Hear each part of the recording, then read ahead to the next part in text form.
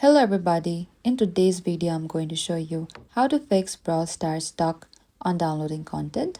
If Brawl Star is stuck on downloading content, not loading or the download bar is not moving, you need to try these fixes. First, check your internet connection. Simply on the top right corner, go to your notifications bar and make sure you have a stable Wi-Fi or the mobile data connection.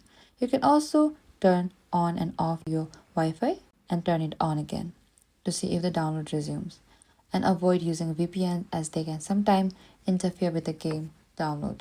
You can also restart the game. Completely close the Brawl Star. When you open the Brawl Store, simply close it and open it again and allow the content download to start again. Or you can restart a device, turn your phone off and back on and launch the Brawl Stars after the restart. Or you can update the game. Simply go to your app store and install any available updates if you find. And that is it. Thank you for watching this video. I hope this video was helpful.